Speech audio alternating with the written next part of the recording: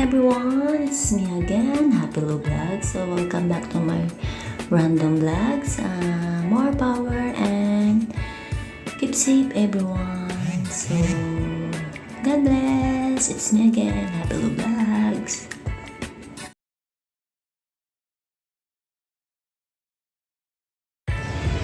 Hi guys, gawa tayo ngayon ng cauliflower with chickpea salad or fatty.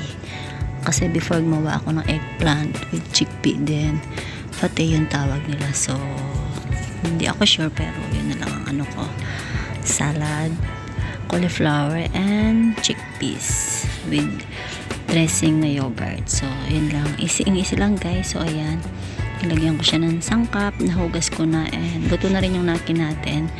And free wash na yan and pre-dry. So lagyan lang natin ng salt, ng cumin powder, salt and pepper, and then olive oil, paprika, and kung ano pa yung gusto nyo i-add. Kung gusto nyo medyo maanghang, so you can add chili powder. So syempre iluluto natin dito sa oven na 30 to 35 minutes hanggang sa mag-brown na siya ng konti yung ating cauliflower and yung ating chickpea or nagis arabic.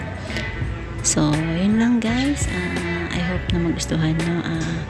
You can try also. So adjust na lang kayo, magluluto kayo ng medyo marami. So dun din tayo sa ating sauce na may dressing na yogurt. Actually ano lang ako ng konting yogurt kasi magtutubig siya.